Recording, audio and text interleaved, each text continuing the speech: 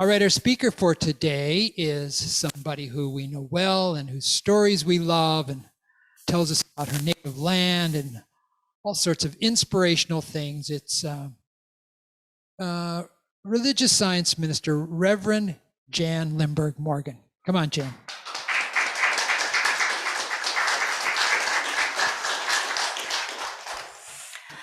If my equilibrium appears to be off, there's someone sitting in this audience that I did not expect to see, that I haven't seen in over 10 years, and my heart is just racing. Ronnie, I'm in tears. Without going into too much detail, Ronnie was a member of the congregation of which I was the senior minister in Santa Maria, Pathways Community Church. Wow. Oh dear. Well, I'm higher than a kite. I know that. And I wasn't going to tell you this, but I'm going to anyway. I passed my driver's license on Friday.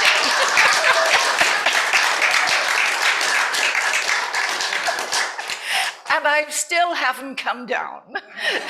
So may something that I say today find a place in your heart, that it may go with you and enrich your life.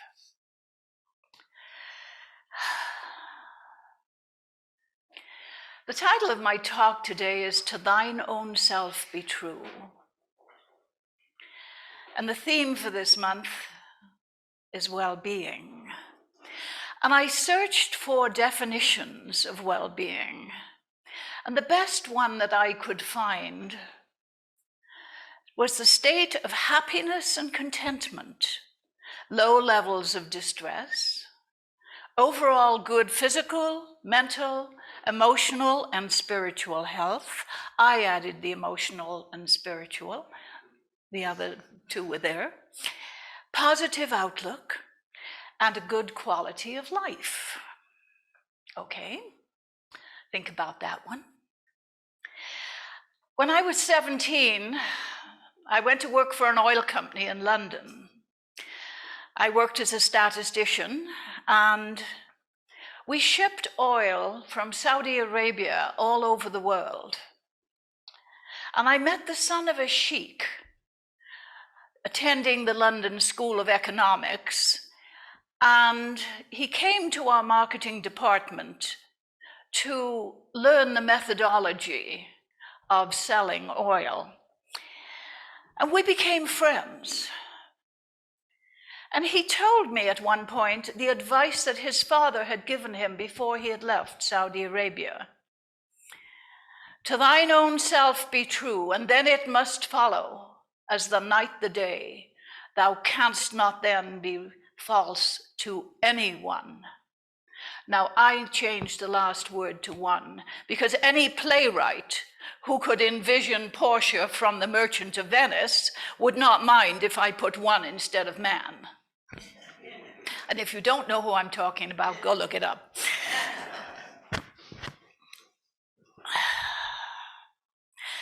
And when Khalil quoted me that, I finally understood it. I had heard it through the years of my education, but I got it when Khalil told me that, because what his father was doing was giving him the power to think and decide for himself, to what was right for him, rather than being persuaded to someone else's point of view when it was not for his own highest good. And as I observed Khalil over our friendship, I recognized that he was indeed embodying this quote, this thing that he had been given. He was very quiet and very patient, but he was very cognizant of what would and would not work for him.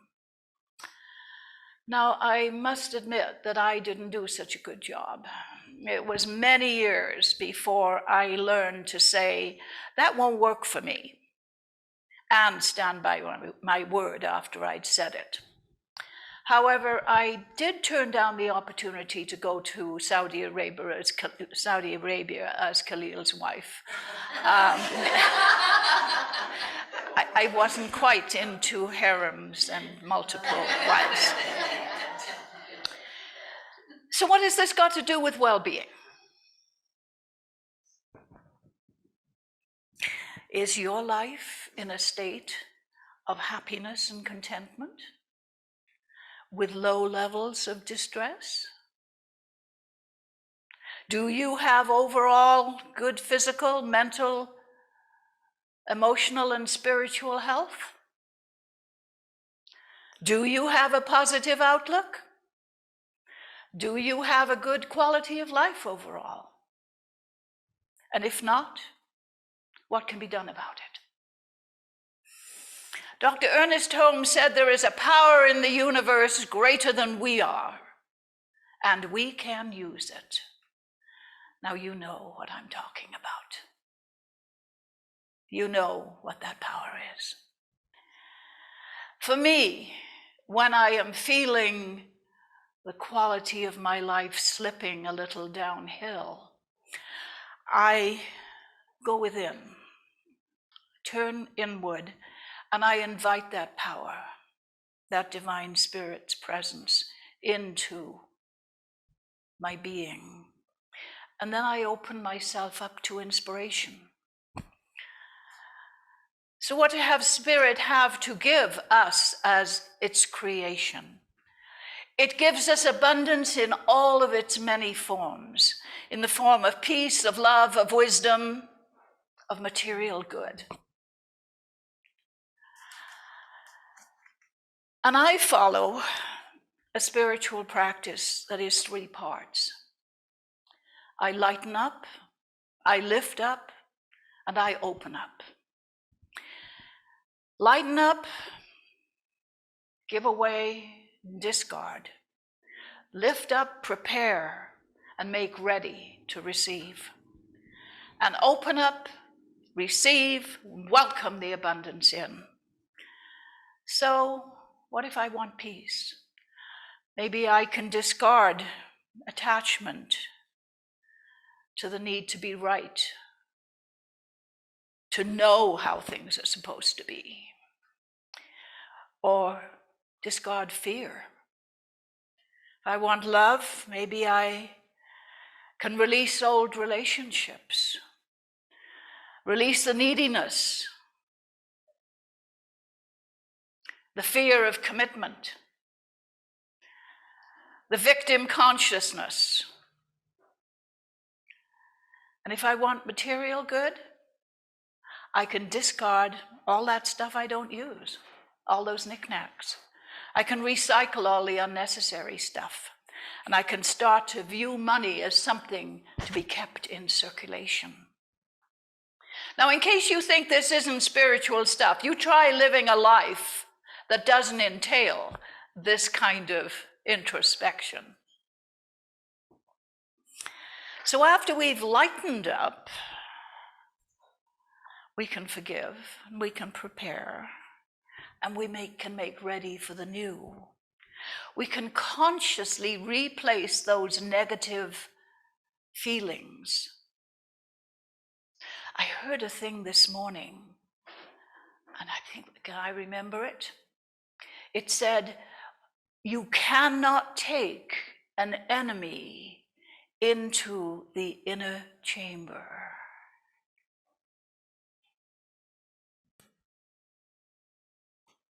I had to think about that one. So we can ask, is it true? And we can lift our thoughts to a higher place. We can forgive ourselves. Oh gosh, who's the person we're hardest on? We can accept that every experience we've had is necessary. We can do something nurturing for ourselves and then do something loving for someone else. Spend time in meditation and prayer. And at the material good, we can rewrite the soap opera. And opening up, we can receive, we can accept, we can welcome abundance. Don't ever underestimate the power of your word. Don't ever underestimate that. Feel the blessings of Spirit presence in your life. Express gratitude in all things. You know, Meister Eckhart said, if the only prayer you ever say is thank you, it is enough. Look in the mirror and express love for yourself. Invoke the feeling of being loved. Volunteer, share your talents, your time, your energy. Give genuine compliments. And if money is no object, consider, how would you live if money were no object? Have you ever sat and thought about that? How would I live if money were no object? I'd like to share the story with you of a young man who now is a young man of 70. But at the time that he told this story, he wrote this story, it was about the time that he was 15 years old. And he'd become involved in the Jesus movement in the late 1960s. Now, this was a period of unrest within basically Christianity. And it eventually, I understand, erupted into the start of many more different denominations of Christianity. But at this time, the Christianity that Jerry Snyder had been exposed to, he considered boring and passive. And conformity was the name of the game that he had been taught. And the Jesus movement presented Jesus as a rebel. Now, the people who were too young to go out and make a big difference in the world, the teenagers, started getting together to discuss this possibility of Jesus as a rebel. I mean, 15 years old? Anything looks like a rebel if you wanted to. And who doesn't want to be a rebel at 15? So they would meet on Sunday nights and supposedly to discuss the issue, but it would always turn out into high energy exchanges that he said amounted to verbal abuse. He said, adolescent evangelists heaping guilt on one another. I thought that was quite a descriptive. Those are his words. So the last meeting he attended, he rushed out of the house, angry, embarrassed, and confused.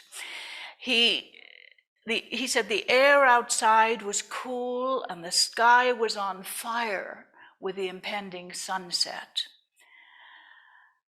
And as he stood there, a cloud moved over the sun and obliterated all the brightness. But then as it moved past and illuminated the sun again, he said he felt the two worlds had come together and something had shifted for him. He was no longer angry. He was no longer embarrassed at losing his composure. And he was no longer upset and feeling conflicted. Every bit of anger was gone. He said every touch of shame was released. And an amazing sense of serenity overcame him. And he said for a moment, an incredible calm settled over him. And he said in that moment, God spoke to him. Now, he didn't hear voices. It was just a clear, clean message that spoke to every cell of his being. Forget religion. It's a thing of the mind. Live your life with integrity. Make each moment count. and regard every living thing as an expression of the divine. That's spirituality, and that's what you'll be required to know about. The message was simple and obvious, but the profound experience that had accompanied it caused Jerry to listen. He said, had it not been for that, he might not have listened.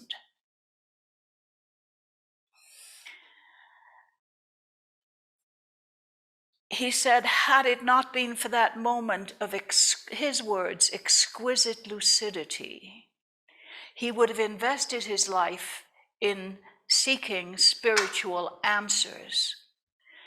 But instead, his life was totally changed, and he sought spiritual experiences without looking for answers. He said his whole life became this spiritual adventure. And he knows now that while beliefs are important, but they're not as important as a life well lived. It's as simple and as challenging as that, he said. 15-year-old boy, getting it.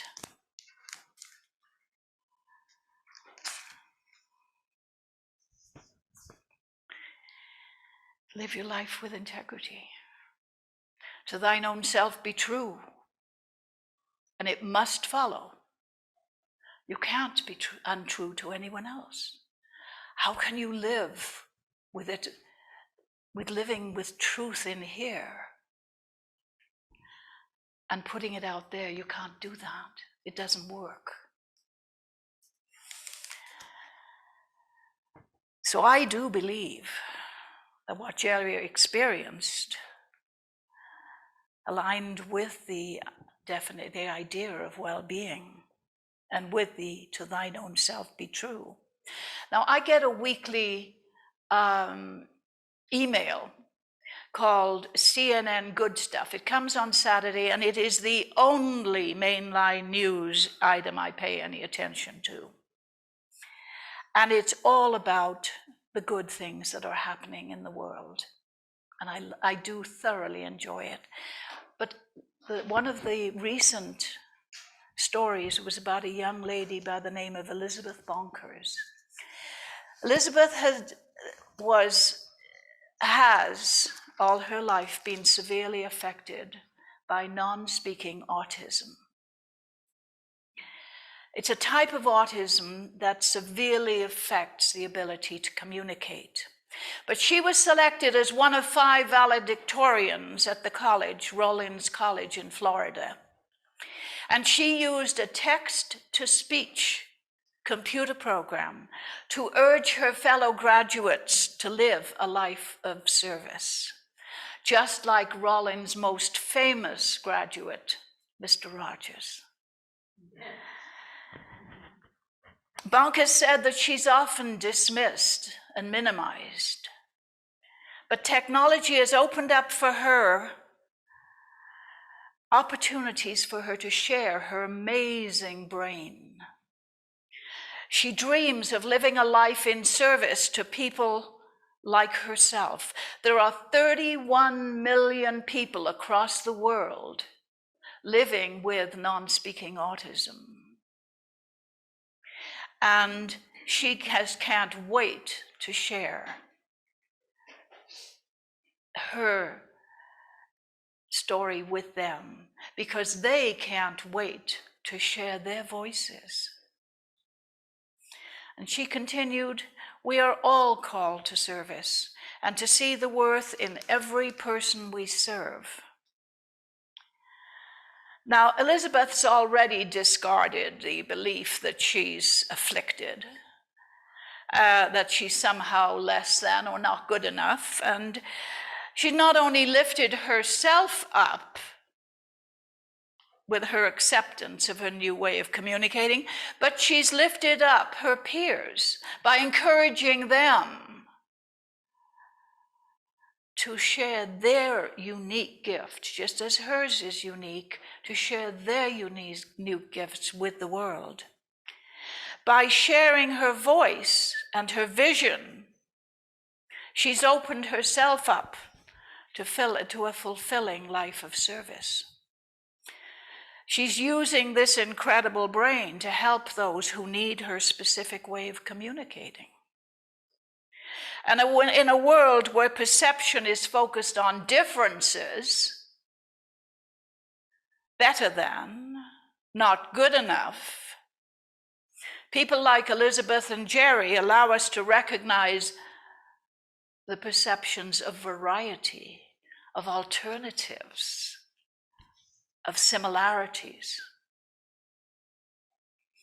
Rather than self-righteous judgment, we use discernment and recognition.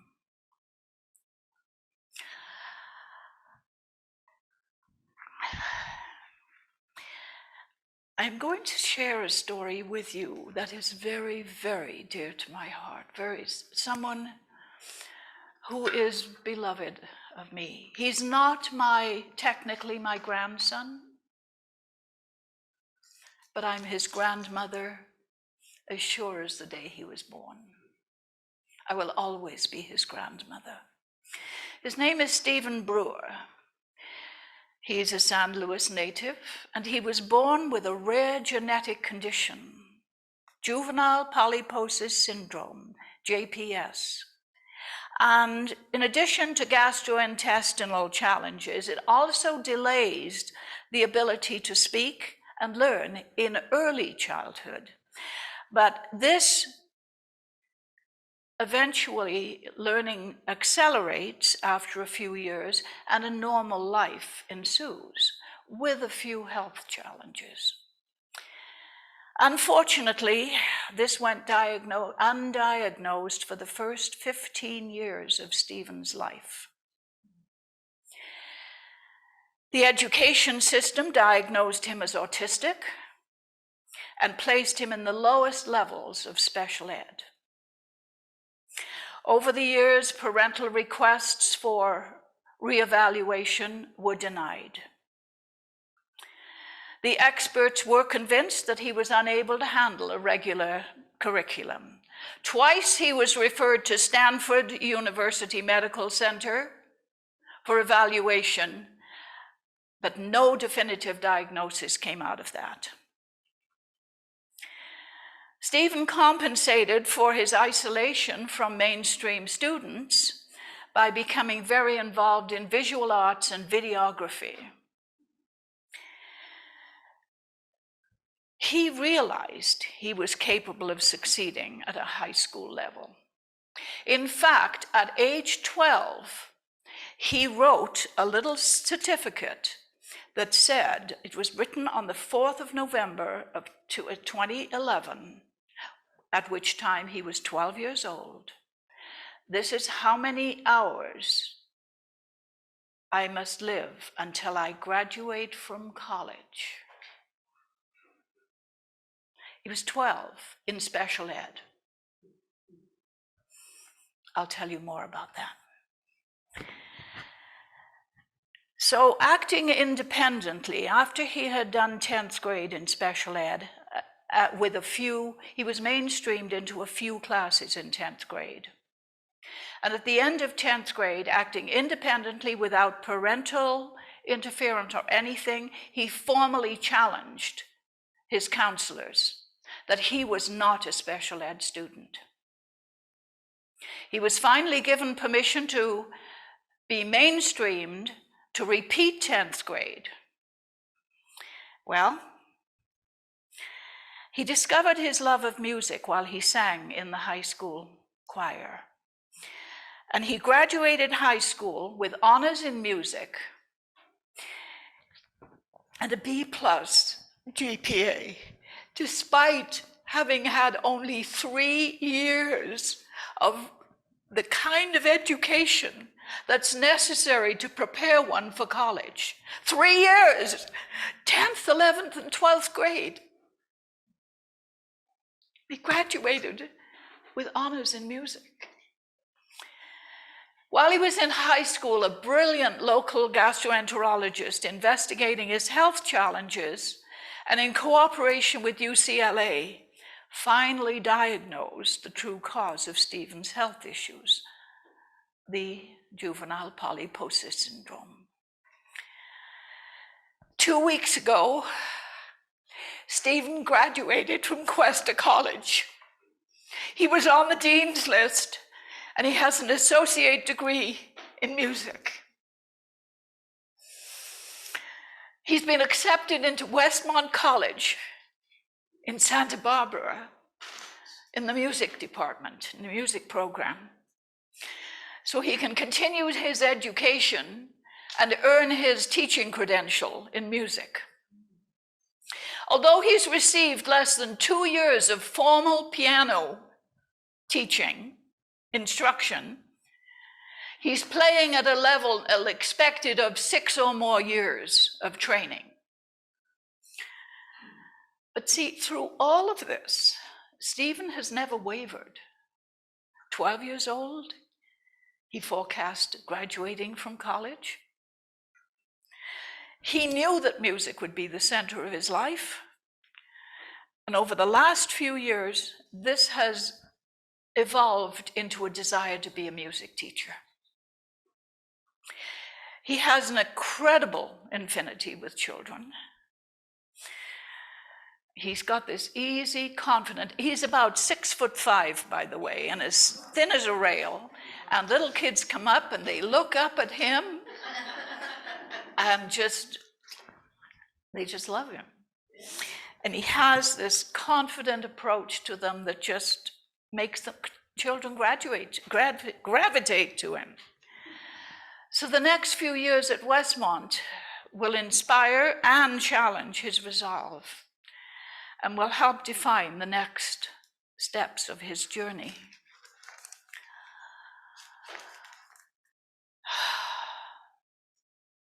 With loving support of family and close friends, Stephen has closed the chapter on limited and less than. He's discarded that. He's writing a new chapter on the sky's the limit, and to thine own self be true. So, does well-being depend upon the flexibility of youth as we sit here? For most of us, our perception of our well-being matures as we do. You're looking at someone whose well-being has soared in quality in the last 5 years. Now, it might not appear on the outside, but the inside's got it. In spite of the challenges of the world, of current events, of societal restrictions, etc., I know that the person I am today is blessed with a level of well-being I could have only dreamed of. When we acknowledge that wellspring of good that fills us from within, it can't help but spill out to those around us. Remember, no one else will have the opportunity to serve the world the way you can. No one, because you're unique. No one else can bless another the way you can. No one else can express love the way you can. And when you are expressing love, and when you are serving, and when you are being who you really are, that's what I call well-being. So, if we desire to make a difference, we can make a conscious choice to share the love. We can look beyond the turmoil without judgment. Simply acknowledge that as a beloved of the divine, we are catalysts for bringing loving change to the world, one person or event at a time. Now, I believe this is what it means to have well-being. To thine own self be true, and it must follow as the night the day. Thou canst not then be false to anyone. Namaste.